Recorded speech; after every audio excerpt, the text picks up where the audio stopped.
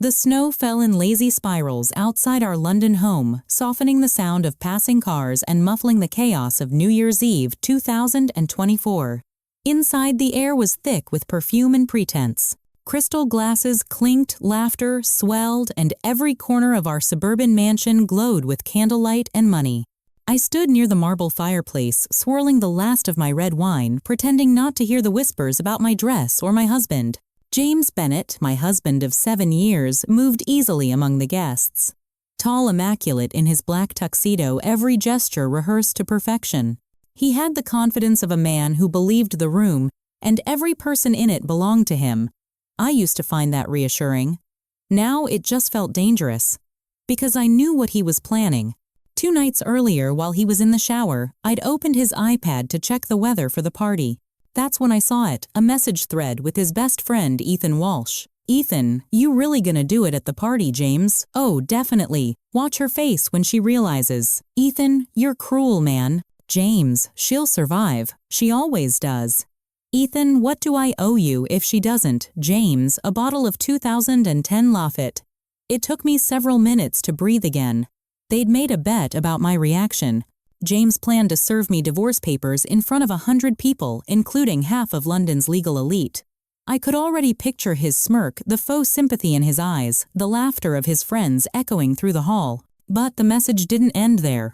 Scrolling further, I found attachments, legal documents, asset statements, and bank transfers I'd never seen before. Offshore accounts, Cayman Islands, my name missing from every line that once tied us together. That was the moment something inside me, something that had been quiet for too long, clicked into place. I smiled at the reflection in the fireplace glass that night and whispered, "You have no idea who you married." At the party, I played my role to perfection. The dutiful wife, the hostess, the woman with just enough grace to make everyone else comfortable. "Darling," James said as he brushed past me, his lips barely touching my cheek. "Smile more. You look tense." "I'm fine," I said softly. "Just watching." He didn't notice the weight behind those words. He never did. Guests moved between the bar and the terrace, where fairy lights tangled in the winter wind. The string quartet played something elegant and forgettable. Ethan caught my eye from across the room, raised his glass in mock salute, and turned away with a smirk that made my skin crawl. I excused myself, stepping into James's study under the pretense of checking on the caterers. The room smelled of cedarwood and control. His laptop glowed faintly on the desk. I wasn't here to snoop, I already had everything I needed. A hacker named Alex, recommended quietly by my lawyer friend Hannah, had traced the hidden accounts. The proof sat neatly encrypted on a drive inside my clutch. It wasn't about the money anymore. It was about reclaiming the narrative before he destroyed it. I touched the silver pen on James's desk, the one I'd bought him on our first anniversary, engraved to the man who builds worlds. Now it just looked like a weapon. When I stepped back into the living room, the countdown to midnight had begun. 10, 9, 8. James raised his glass, the crowd following his lead. "To new beginnings," he declared, eyes flicking toward me like a predator about to strike. 3, 2, 1. Fireworks exploded beyond the frosted windows. Champagne overflowed, laughter erupted, and James reached into his tuxedo pocket. But before he could speak, before the crowd could fall silent, I took the microphone from the DJ's stand. "Happy New Year, everyone," I said, smiling so widely my cheeks trembled. "Before we toast to new beginnings, I'd like to share something special, something personal." James froze the envelope still in his hand. "In the spirit of honesty," I continued, "I've decided to make this the year of truth." The room shifted. Every eye turned toward us. "I'm grateful for this home, for all of you, for my husband, who's taught me more about strength than he'll ever realize." My voice didn't shake. "And I'm even more grateful for clarity." I raised my glass to him. "To endings that make room for better beginnings." Then I drank slow and steady, never breaking eye contact. The color drained from his face. He lowered the envelope without opening it. Ethan whispered something in his ear. And for the first time in years, James looked unsure. That night, long after the guests had gone and the fire had died, he cornered me in the hallway. "What the hell was that performance?" I set my glass down. "You tell me, James. Weren't you the one planning a surprise?" His jaw tightened. "You went through my messages. You left your iPad unlocked." He stared, his eyes cold and calculating. "You think you can embarrass me and get away with it? I don't think I said." "I know." He laughed, a low, dangerous sound. "You're not strong enough to play this game." I stepped closer until I could smell the expensive scotch on his breath. "Then you should have chosen a weaker opponent." The first week of January 2025 settled over London like a gray wool coat, heavy, damp, and close about the throat. If you looked at our house from the street, you'd see symmetry: clipped hedges, frosted hedgerows, the gleam of brass. Inside, symmetry broke in small, relentless ways. A missing wine glass. A new silence. The echo of footsteps that didn't wait for mine. James went back to the firm, with the procession of a man entering a cathedral he owned. He left early, came home late, and developed a habit of pausing in doorways as if he'd forgotten why he'd walked into a room. I recognized the pose. He was rehearsing. Which version of himself did he need to be with me, tender, irritated, bored? It didn't matter. I had stopped auditioning. He tested boundaries then, explanations for why they'd suddenly changed. He'd say, "You've been distant since the party," and I would say, "I've been paying attention." He'd say, "You're not yourself," and I would say, "I'm more myself than I've been in years." He didn't like that answer. Control craves the familiar. On the third morning of the new year, I found a lipstick-stained receipt in his coat pocket. 2 martinis at 1:14, p.m. On New Year's Day at a bar we used to love. The ink bled slightly where melted frost had softened the paper. A tiny romantic tragedy. I put it back without comment. I'd started to file dates, times, places without telling anyone except Hannah. She told me the same thing twice, once as a friend and again as a solicitor. Document the ordinary. Courts don't read poetry, they read patterns. I practiced saying her line to myself while I made coffee, while I pulled on my boots, while I passed the oil portrait of us on the staircase. Patterns. Not feelings. Not the way my heart tic-tac-toed against my ribs whenever James's phone lit up face down on the table. Patterns. At dinner with his colleagues that Friday, he did his old trick with a new polish. "Olivia's got an eye for the domestic," he said to the table, gesturing at the candlelight and the napkins I'd folded into crisp lilies. "If she weren't married to me, she'd have to marry a house." There was the requisite laughter. Someone added, "Well, she certainly married well." I smiled because people like you better when you do.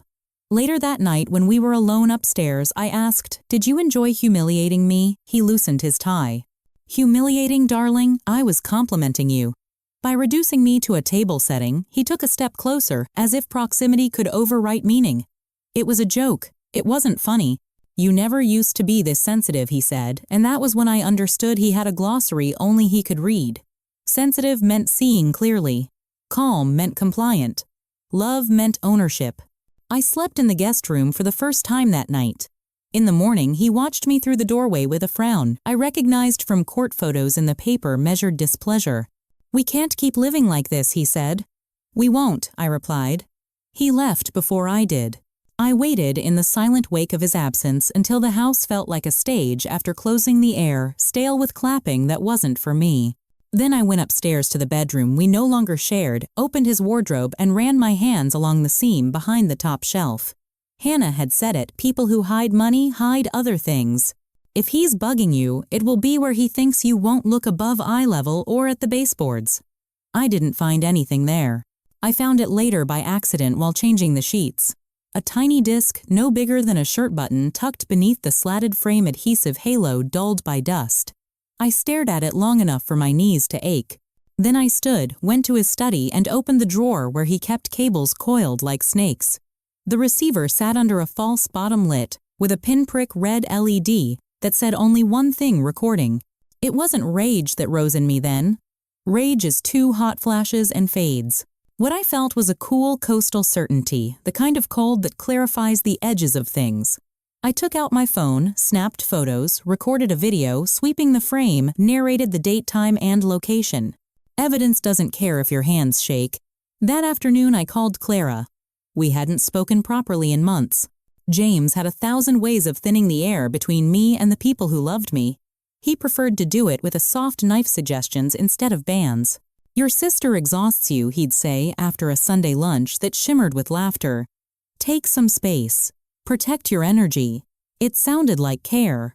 It was agar, clear, tasteless, perfect for growing the right kind of silence. Clara answered on the second ring. Liv, I breathed into the phone, and it felt like opening a window. Can you come over today? She arrived with a bag of oranges and a look that said she hadn't believed my text until she saw my face. We sat at the kitchen island, steam from the kettle ghosting the window panes. He bugged the bedroom, I said. He's been recording me. Clara didn't ask if I was sure. She took my hand squeezed and then, because she knows me, asked, what do you want to do? End the guessing, I said. End the performance. But I can't blow it too early. We peeled oranges while I told her everything. The iPad messages. The offshore transfers Alex had traced through labyrinthine shell companies named after obscure constellation myths. The receipt with lipstick. The practice jokes. The party. The way James had been kinder since then, not because he loved me, but because he needed me steady until his plan was finished. She pressed her palm to the counter as if steadying the table. He's dangerous, she said quietly. I know, I said. But he's not careful. Clara's mouth took on the stubborn tilt I recognized from childhood arguments about borrowed dresses. You're not leaving the house tonight, she said. If he's recording you, let him record the sound of you not being afraid. I laughed then, a small, surprised sound. It felt disloyal to joy to feel it in the same room as dread. But it fit. I texted Hannah, found a device. Photos and video taken. Next steps, her response came in the exact cadence of her cross-examinations. Keep the device in place for now. Don't tip him off. Start journaling contemporaneous notes. Drop copies at my office, no cloud. Also, we may need a tech sweep by a certified counter-surveillance team. Discreetly. Discreetly. The word has a weight like an extra coin in your pocket you don't want anyone to hear. That night, James came home with flowers, white lilies, perfumed to near suffocation. Peace offering, he said, laying them on the kitchen table, eyes skating over Clara as if she were furniture he disapproved of. Clara. She gave him a smile with no heat in it. James. We'll be in the study, he told me already, assuming my movements. I didn't follow. I've got plans, I said, and watched him calculate whether to press or pivot. He pivoted. Another time, he said smoothly, and went upstairs to take a shower. I wondered if he sang in there when he was alone. Wondered what sound ordinary joy would make in that tiled, tunneled room. When the water started, Clara and I did our sweep with the help of a cheap RF detector that Hannah had couriered over like a spy novel gag gift. It beeped by the bedside table, fell to silence near the window, then shrieked under the frame again. Another device in the ceiling light wired into the casing. This one felt like a violation of a different order. The light that should have warmed the room was listening instead.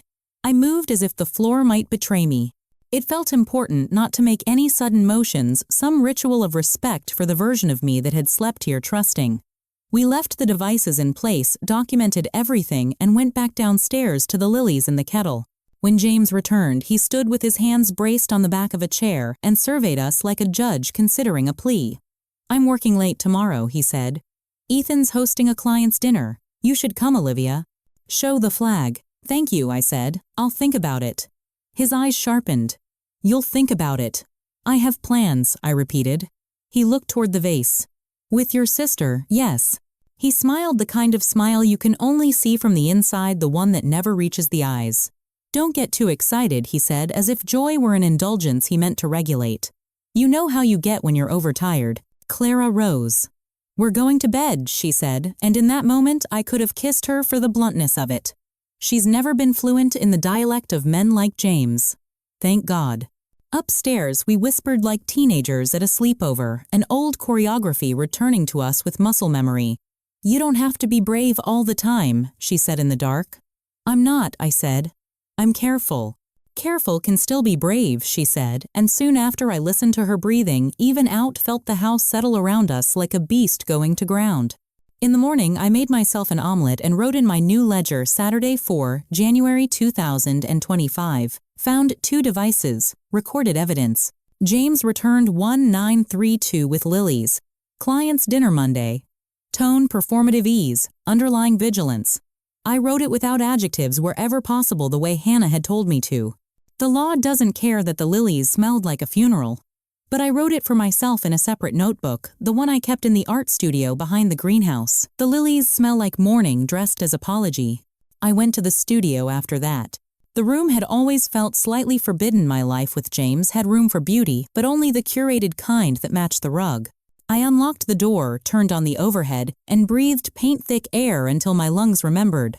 My hands hovered over the brushes. They used to move without permission, instinct leading, color following. Now I chose deliberately a wide flat brush, the acrylics that dried fast and unforgiving. A canvas still in its brown paper wrap. I scored the paper with my thumbnail just to hear it tear. I painted a rectangle of deep, impossible blue. Not morning. Not yet. The color of a night sky before fireworks. Hannah called at lunchtime. Come by at 4. Bring what you've gathered. And Olivia, don't confront him. Not yet. I won't, I said, and knew it was true. Confrontation is a gift you give the other person. They get to perform indignation, shock, contrition. I wasn't in the business of gifting James anything anymore. At the firm, Hannah's office was a ship's cabin, tidy, functional, made for storms. She flipped through my printouts, nodding at my annotations. The devices change things, she said. If he's recording you without consent in a private space, that's criminal exposure. It also helps our narrative pattern of coercive control. Coercive control. The phrase landed with a hollow thud and a resonance both. I used to think abuse meant bruises, I said, surprised by the steadiness of my voice. I don't have any to show. You have records, she said. You have witnesses. You have a sister who will testify to isolation, a paper trail of financial concealment, and if Alex's work holds up a map of his misconduct, will it hold up Hannah's mouth tilted in that way that made juries trust her? Alex is cautious to the point of paranoia, which is what we want, and will corroborate. I left her office lighter, as if some weight had shifted from my shoulders into a folder she could carry for a while. On the way home, the sky opened briefly, and a wedge of weak winter sunlight fell across the Thames, turning it to liquid tin. People on the embankment lifted their faces like flowers. I let myself enjoy it for 3 seconds longer than practicality allowed. Back at the house, I saw it immediately, James's study door slightly ajar. He hated doors left ajar. You're home early, I called and walked in to find him at his desk, laptop tilted away from me. Change of plan, he said. Clients canceled. Sit. He gestured to the leather chair opposite his. I didn't sit. I'm heading to the studio. He tapped his pen against the desk. You've been different. I told you. I'm paying attention. To what? To the pattern, I said and smiled when confusion flickered across his face like a moth hitting glass. He didn't understand the word in this context yet. He would. He leaned back. Sometimes I think you want to fight. Sometimes I think you want an audience, I said. We can both be right. His phone buzzed. For once he didn't flip it over. He glanced, smiled the private smile and stood. Dinner at 8, he said. Wear the blue dress. I don't take wardrobe requests anymore, I said. He stopped in the doorway. Careful, he said, voice low. Don't mistake indulgence for weakness. I watched him leave and felt no desire to follow. After he was gone, I went upstairs, lay flat on the bedroom floor, and looked up into the ceiling light that listened. I pictured it blinking, hungry for any sound that proved I was still playing my part. I let it hear nothing for a full minute. Then I stood and said clearly I'm tired of being recorded, and left the room before it could catch my breath quicken.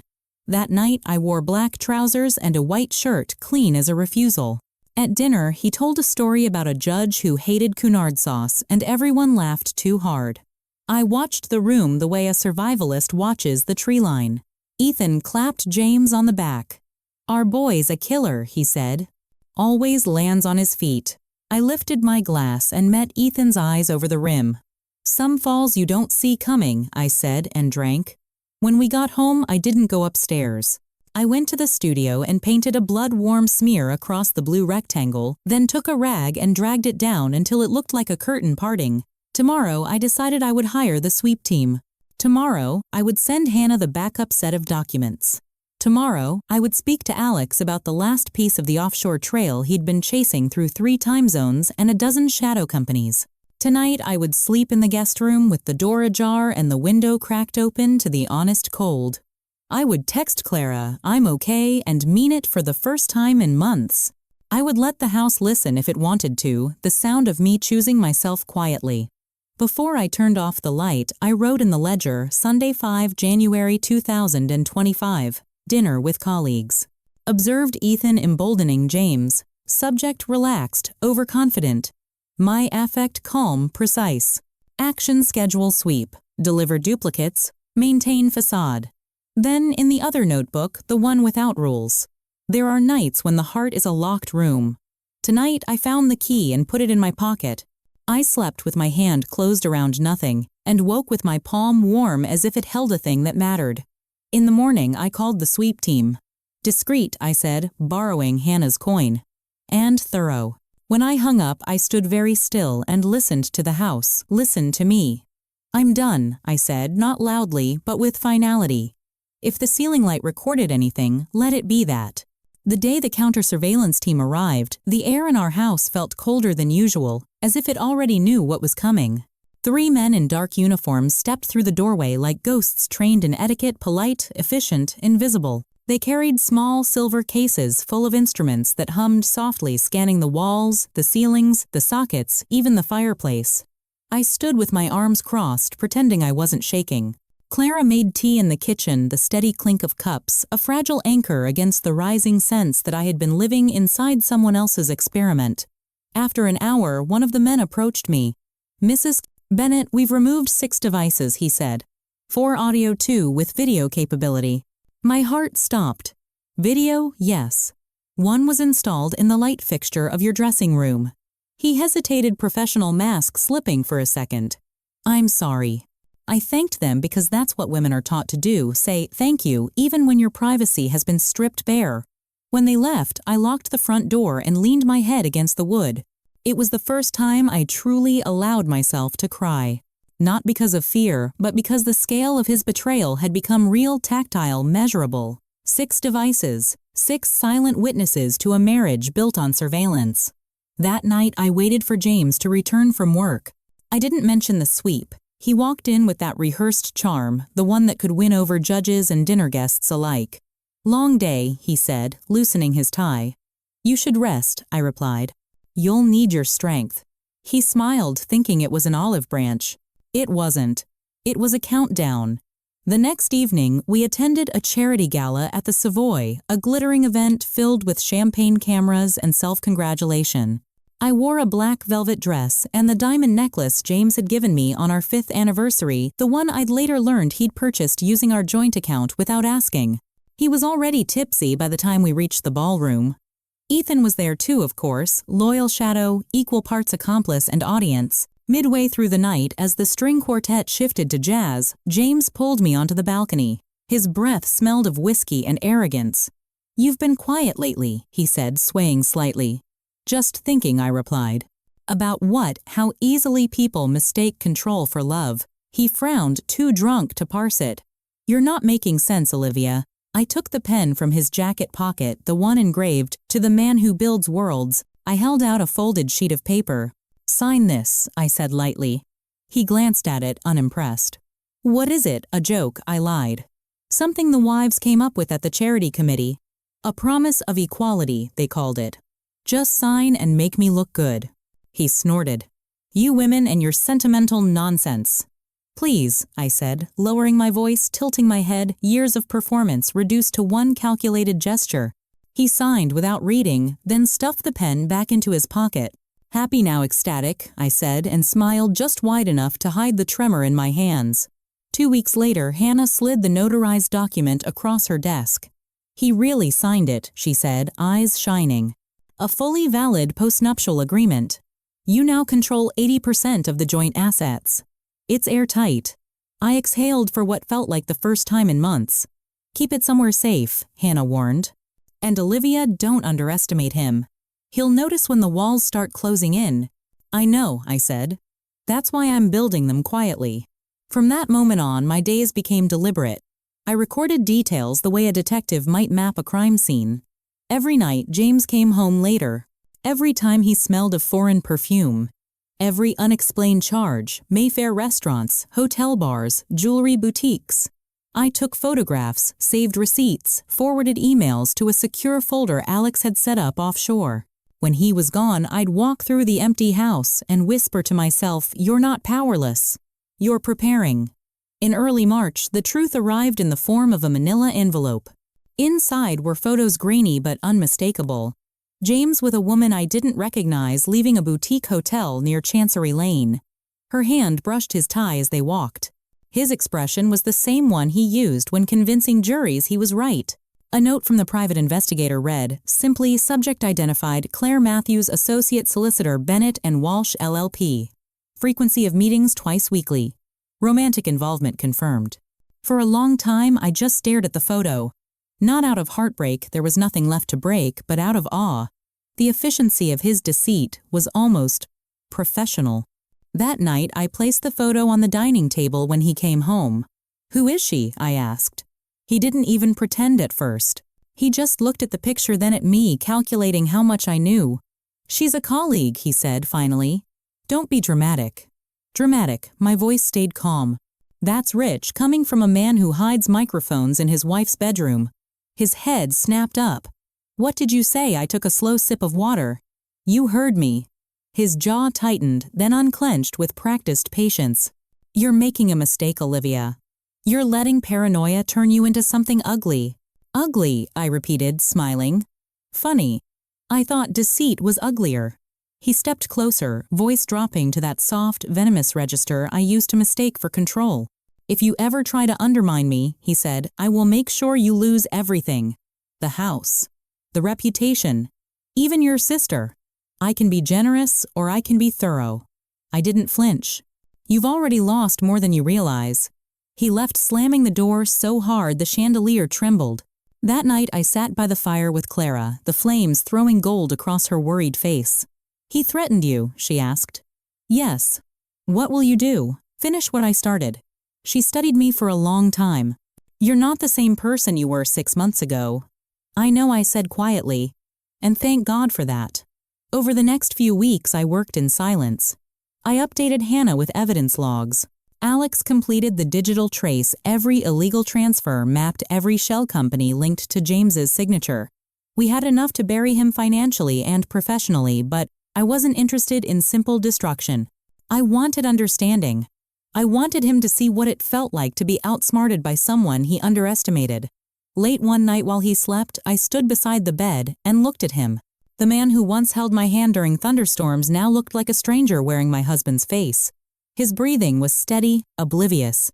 I whispered almost kindly, "You taught me how to play your game. You just never imagined I'd learn the rules." Then I went downstairs and opened my notebook. Operation Winterfall, that's what I'd named it. Step 1, secure financial safety. Step 2, gather evidence of abuse and infidelity.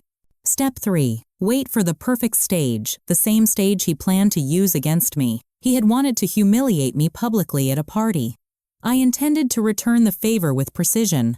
By late December 2025, the invitations were sent. Bennett and Walsh Annual New Year's Gala, hosted by James and Olivia Bennett. He thought it was his event. He thought I'd forgiven him. He didn't notice the changes. The guest list adjusted subtly to include key journalists. A tax investigator Hannah had quietly invited under the guise of a charity contact, and 2 members of the firm's ethics committee. He didn't even question why I smiled so easily, now why the house gleamed brighter, why I'd asked the staff to install new sound systems for ambience. He didn't know those systems had built-in playback capability. On the morning of December 31st, 2025, I woke before dawn.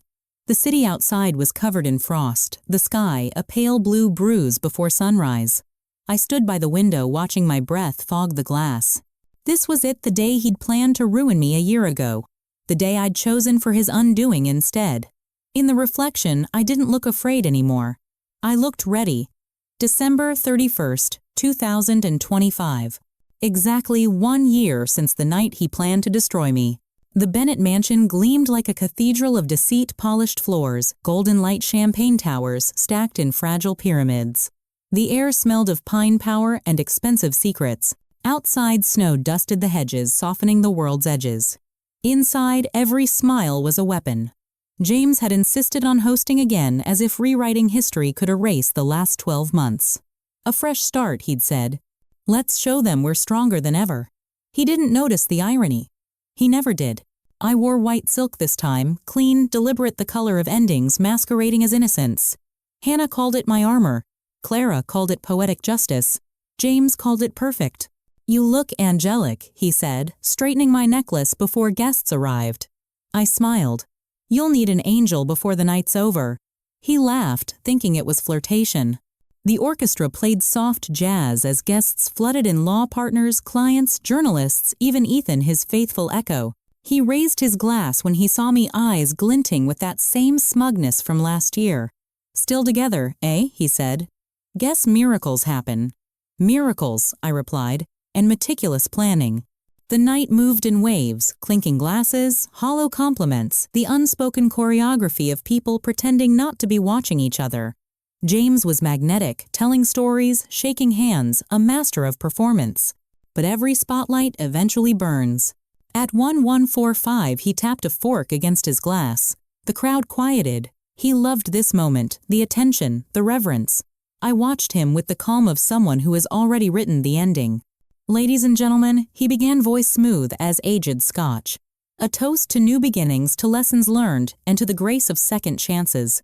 Ethan grinned, clearly in on something, and that's when James reached into his jacket pocket. Déjà vu. An envelope. Cream-colored, embossed, theatrical. He turned toward me, smile perfectly rehearsed. And to my wife, he continued, May honesty guide us into the new year. He held out the papers like a magician, revealing his final trick. The room tensed, collective breath, waiting for the collapse he'd been promising them for a year. But this time, the script had changed. I accepted the envelope with a small smile. Thank you, darling, I said softly, loud enough for every ear. Then I opened my clutch and pulled out my own envelope, identical in color and weight. Before we begin, I said I'd like to propose something of my own. Hannah, standing near the bar, gave the slightest nod. The house lights dimmed. The projector I'd installed for ambiance flickered to life on the far wall. Let's toast to transparency, I continued. After all, what's a marriage without a little truth? The first slide appeared, a screenshot of an email thread between James and an offshore bank. Then transaction records. Then the Cayman Islands account number. A murmur rippled through the crowd. James stiffened. What is this documentation, I said evenly, of how my husband transferred joint assets into private accounts over the past year? Gasps. Cameras lifted. A partner from the firm whispered something urgent to another. James laughed brittle. This is absurd, fabricated. Oh, I wouldn't lie to our guests, I said. Especially not when the proof is already with the HMRC. Consider this. A courtesy preview. He stepped closer, voice low. Turn it off, Olivia. I met his gaze unflinching. Or what? You'll record me again. You'll bug another room. A beat of silence. Then the final slide appeared, an image of one of the devices the sweep team had found, the date and serial number visible. Ethan muttered under his breath, Jesus Christ. You see, I continued, voice calm, but carrying through the room. My husband likes control. He confuses domination with devotion. But tonight I'm giving him something new, clarity. I took the microphone from the DJ stand. The truth is, James filed for divorce last year. He planned to humiliate me publicly. The crowd shifted. What he didn't know, I said, is that I filed first after he signed a postnuptial agreement granting me 80% of our shared assets. I placed the notarized document on the podium. Fully legal. Fully binding. James went pale. You tricked me. You underestimated me, I corrected. That's not the same thing. He turned to the crowd, voice cracking into false outrage. She's lying, manipulating all of you. She's unwell. Unwell, I said, smiling faintly. Maybe, but not nearly as careless as you. Ethan tried to interject, his voice sharp and defensive. You don't know what she's capable of. She's been seeing someone. Perfect cue. I clicked the remote again. The speakers came alive with his voice, James's voice low and mocking, recorded from one of his own bugs. She's so easy to control. She thinks she's clever, but she's nothing without me. When I'm done, she won't even afford her own silence. The sound filled the hall like smoke. Silence followed. Long. Heavy. Every guest stared at him, at me, at the facade collapsing in real time. Even Ethan stepped back, eyes wide. James. What the hell? James lunged for the microphone, but security, quietly briefed by Hannah, moved between us. I stayed composed, one hand resting lightly on the podium. For what it's worth, I said I truly did love you once. The kind of love that forgives everything except being erased. Then I reached into my clutch and placed a small ultrasound photo beside the contract. I'm also pregnant. So if you're thinking of contesting the agreement, I'd reconsider. Family courts don't take kindly to men who wire money offshore while spying on their wives. A single camera flash punctuated the silence. Then another. Reporters scribbled whispers built to a murmur, and I knew then that his empire, his reputation was gone. James's mask cracked completely. You vindictive. Careful, I said softly. There's still a microphone somewhere nearby. The audience laughed nervously. A few clapped. It spread first, uncertain, then steady, then thunderous. Applause filled the room where humiliation was supposed to happen. He stared at me, eyes wild. You'll regret this. No, I said. You will. He stormed out, shoving past guests, his voice fading into the hallway like a dying storm. When the front door slammed, the chandeliers trembled. I stood there for a long moment, letting the sound of the applause fade into a hush. The weight on my chest lifted not joy, not victory, but freedom, quiet and undeniable. Clara reached me first, tears in her eyes. Hannah followed, hand steady on my shoulder. You did it, she whispered. No, I said, looking toward the open-door snow swirling in the night. I survived it. We clinked glasses, 3 women in a house reborn by truth. Outside, fireworks exploded across the London skyline, brilliant, chaotic, defiant. I watched the colors bloom through the frosted glass and thought, let him watch the world burn from wherever he's hiding. Mine is just beginning.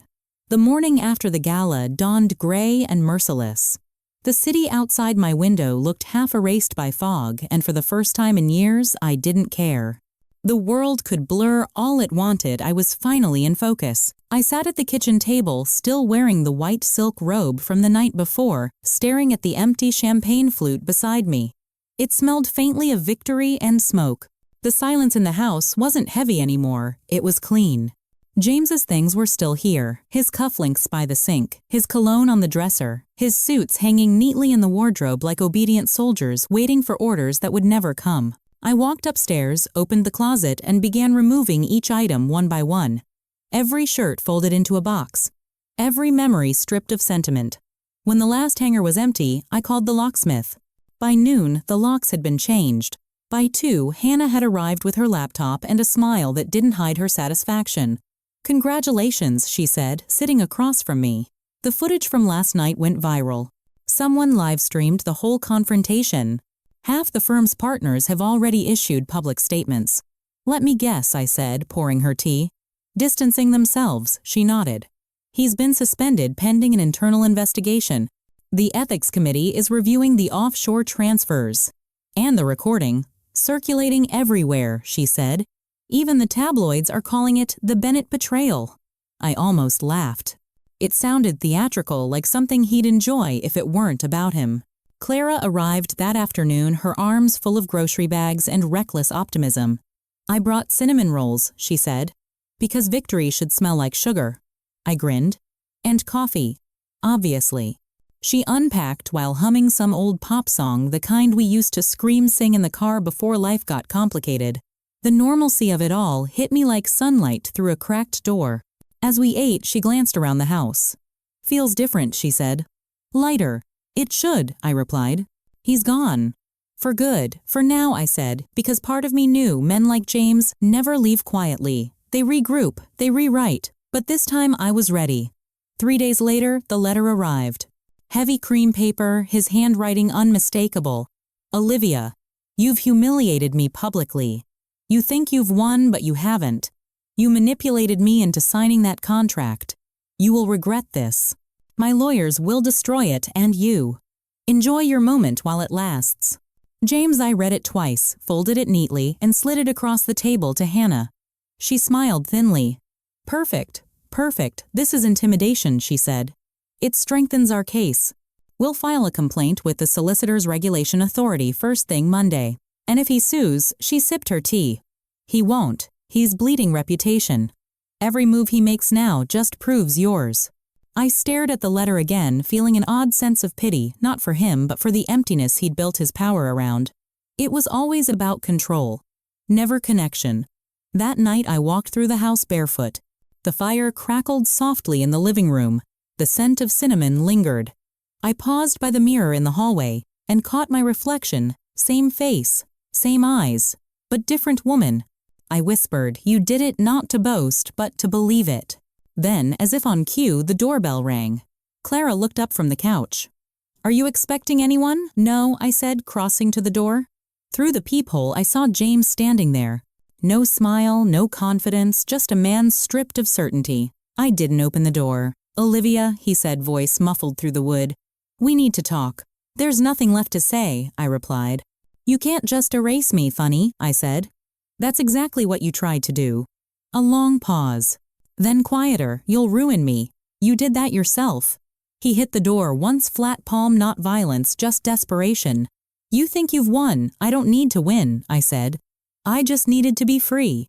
He left after that, footsteps crunching on the gravel like punctuation marks, in a story that was finally ending.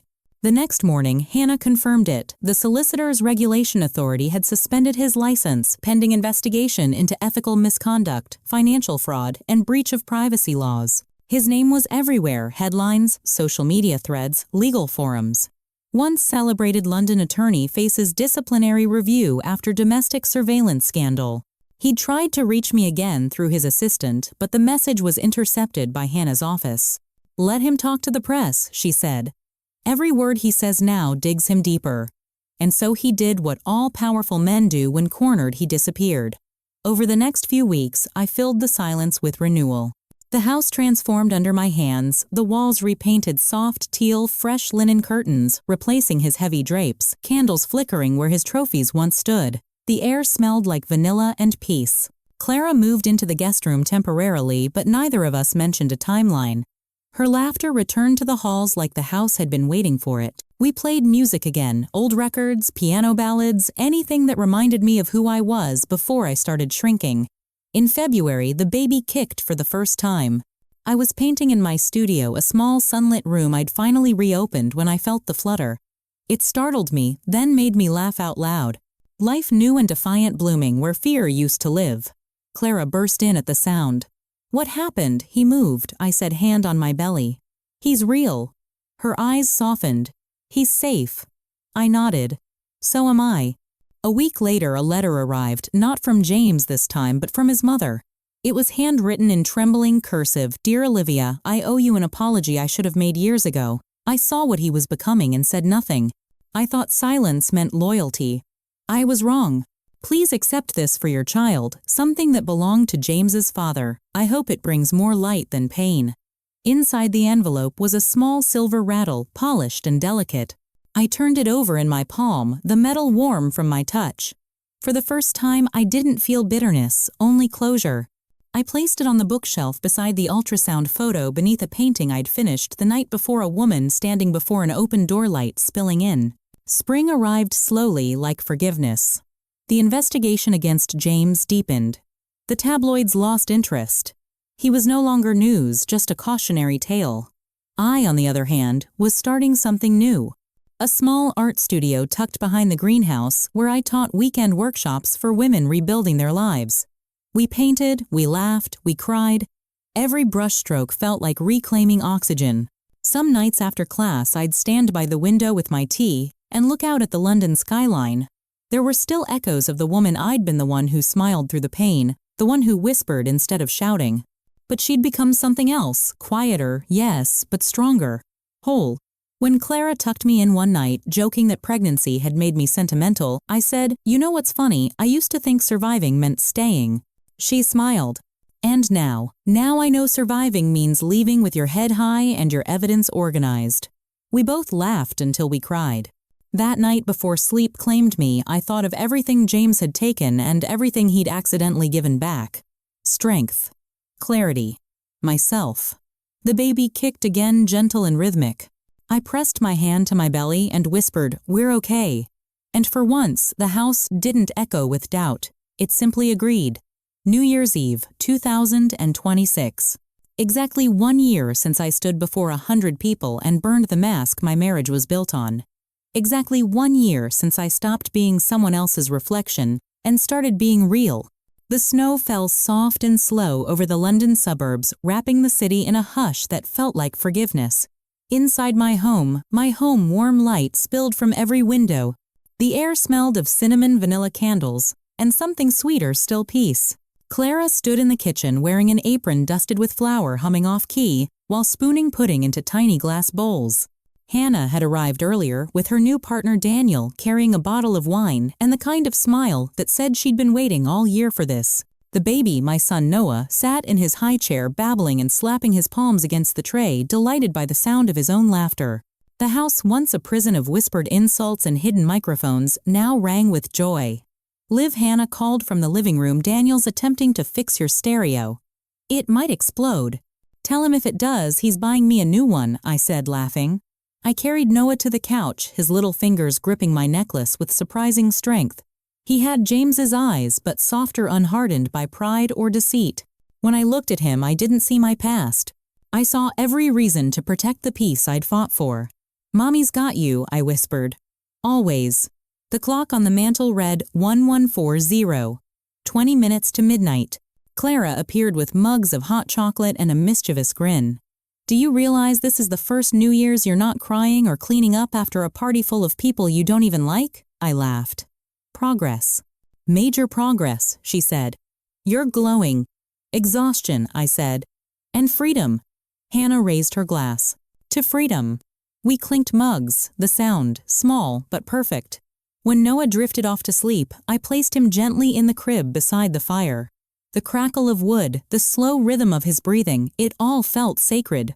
For the first time I realized I wasn't waiting for the other shoe to drop. There was no hidden device, no second voice, no one watching. Just me. Alive. Unobserved. Later, while Clara and Hannah laughed over dessert, I stepped outside onto the terrace. The air was crisp, biting at my cheeks. London shimmered in the distance, thousands of lives stacked on top of one another, pulsing with stories that would never intersect with mine. The stars peeked through the thin winter clouds, faint but stubborn. I smiled at their audacity. So many nights during that terrible year, I had stood here wondering if I'd survive the next dawn. I had whispered prayers to a sky that never answered back. But maybe the silence was an answer. Maybe it was the space where I learned to listen to myself. The clock struck midnight. Fireworks exploded across the skyline, brilliant bursts of red and gold reflected in the frost on my railing. Inside, Clara and Hannah began cheering, their voices mingling with laughter and clinking glasses. I raised my own, whispering into the cold air, to beginnings that don't need endings. I drank deeply the wine, warm and sharp, and felt it settle like truth. When I went back inside, the house glowed softer. Noah stirred in his crib but didn't wake. On the dining table sat an unopened envelope addressed to me in delicate handwriting I didn't recognize. For a second, my chest tightened. Then I recognized the seal, Margaret Bennett, James's mother. I hesitated, then opened it. Dear Olivia, I watched the news last year. I saw everything. I can't undo what he did or my silence, but I want you to know I'm sorry. You deserved better. Noah deserves better. Please accept this gift for him. It was my husband's. He believed family was what you build, not what you're born into. I hope you keep building, my dear. You've done beautifully so far. Inside was a small silver locket with a photograph of a man I'd never met, James's father, kind eyes and quiet strength. I turned it over.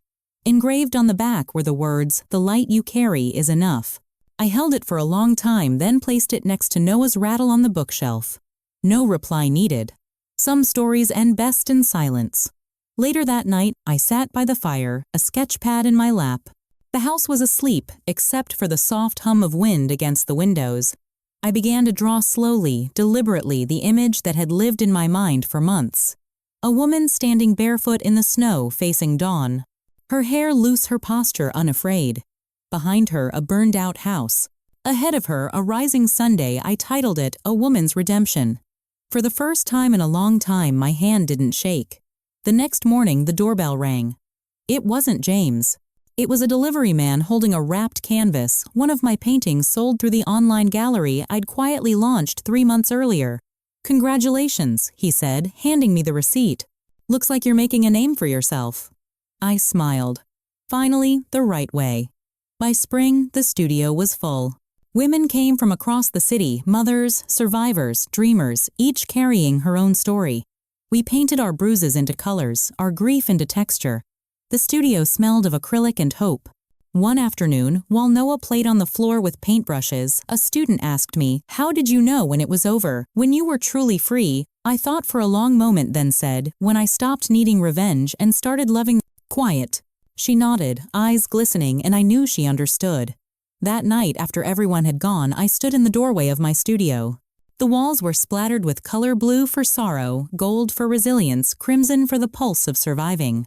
I turned off the lights one by one, until only the moon lit the room, its reflection shimmering across Noah's sleeping face in the crib beside me.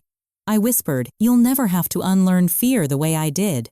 Then I kissed his forehead and added softly, "You'll grow up knowing your mother was never broken, just unfinished."